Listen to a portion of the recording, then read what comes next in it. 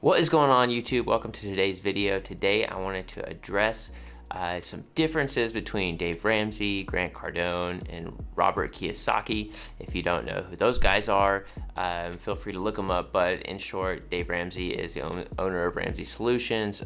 He also is the author of not Everyday Millionaires, but he's the author of Total Money Makeover. And then also you got people like Grant Cardone and Robert Kiyosaki, who wrote Rich Dad Poor Dad, and then Grant Cardone's well known for speaking and investing in real estate. Anyways, I want to talk about the difference between Dave and then those two guys and kind of where the different philosophies come from and which philosophy I think would be best for you. Guys, if you don't know who I am, my name is Rick. I'm a financial coach. I'm also the owner of the Debt Free Mafia. If you are not sure what a financial coach is basically this. Let me sum it up. You know how at the end of the month, people, maybe you or maybe somebody you know, feel super stressed out because you got mortgage payment, rent payment, car payment, credit card payment, student loan payment. You got all these payments coming up and you're not exactly sure if you can cover all of them. Well, as a financial coach, I fix that. That's what I do. I work one-on-one with people to make sure that they are taking care of all their finances in the best possible way and that they're starting to win with money rather than feeling burdened by money. Also, if you are interested or if you're down with the debt-free vibe, go ahead and hit subscribe because we talk about the debt-free lifestyle here and living a debt-free lifestyle and also leaving a legacy to our children's children. Guys, let's talk about this. So Dave, as you know, he is Mr. Anti-Debt. He is also anti-credit card, anti-personal loan, pretty much anything outside of a mortgage as far as borrowing money. Let's talk about Grant Cardone and kind of Robert Kiyosaki and Rich Dad Poor Dad. He's the author of Rich Dad Poor Dad. Robert Kiyosaki is. Grant Cardone is also a well-known speaker and billionaire who's a big-time investor into real estate. So let's talk about that. So one argument I get is whenever it comes to paying off debt or buying a house, the question is, why should I be paying off debt whenever I can use all of my extra money in my budget towards either investments or real estate? Which is a great question because the interest rates on a lot of debt is usually, outside of credit cards, is usually lower than the interest rates you're going to make on investments. So in the end, you're going to make more money on the investments versus how much you're going to pay in interest on these loans. And it's a great argument. I get it because logically it makes the most sense. However, it leaves out probably the most important factor, and that's behavior. Humans don't have the best behavior when living in this consumeristic culture that we live in. So another argument I get is, why should I put a big down payment down whenever I could put a small down payment, use the extra cash that I would have used for the big down payment on investments so I could make more and be making money on my house, even though I'll pay more in interest on the house, I'll make more in interest in the stock market or real estate, investing in real estate. So also another great argument. So here is the big difference between Dave's, where it's don't take on debt, and then it's take on a lot of debt. Like Grant Cardone would argues that you should go and take loans out to invest because you're making more in interest than you are paying in interest. And then also, taking that money and investing in potentially like different kinds of real estate. So let's talk about that. The biggest difference between those two.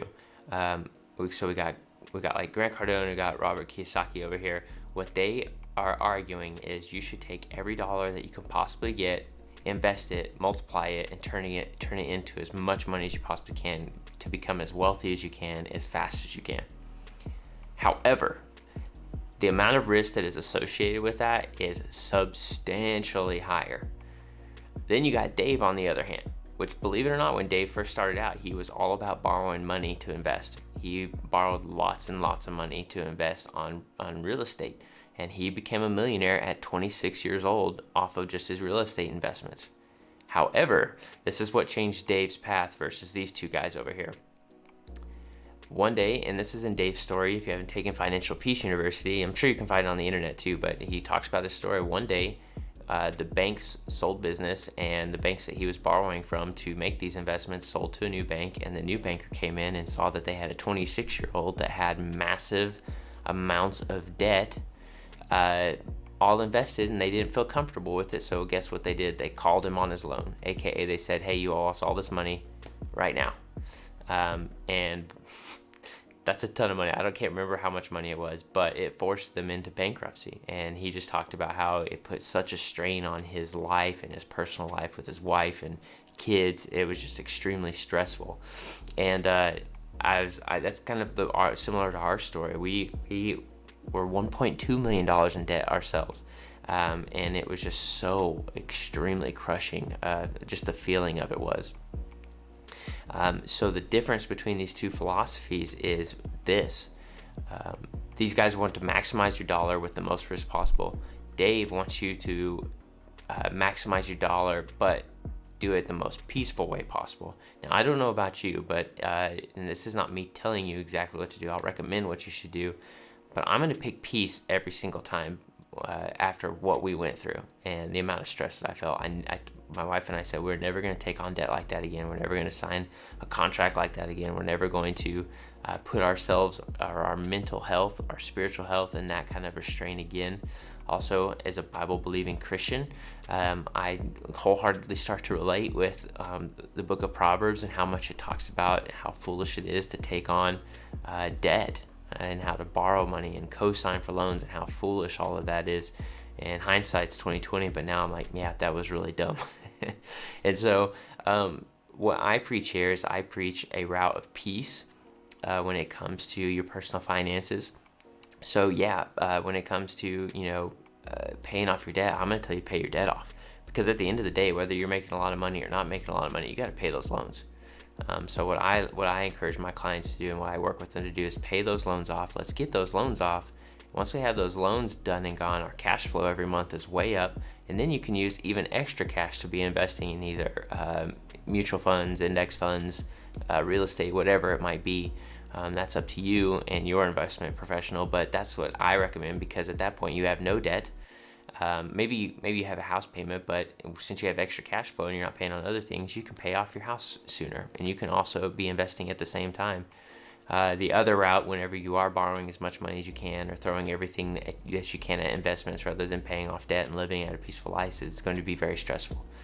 At the end of the day, if you do make all your money, make tons of money, and that you're living really well, that's great. But at the end of the day, there's always, you're going to be living a good chunk of your life with this stress, and the risk for you to make it and the margin for you to make it is very small in a lot of those instances, because you're really one bad investment away from losing everything.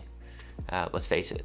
And that's the fact of the matter. And I know lots of people who have gotten burned trying to do that. Especially now in our culture and with a lot of millennials now, you've heard the horror stories of people doing futures trading and options trading on Robinhood, and how it's taken 20-year-olds that like will look at their phone and all of a sudden realize that they're $800,000 in debt and think they're never going to get out of it. And anyways, it's super risky, super rewardy on the other end. I don't know if rewardy is a word, but I used it. But guys, that's really the big difference between those two. Is one's a path to do it as peaceful as possible, the other's a path to do it as risky as possible. I myself obviously am a debt-free advocate. I'm all about paying off that debt as soon as possible, having all that extra cash flow to invest, and living a smart life and a peaceful life.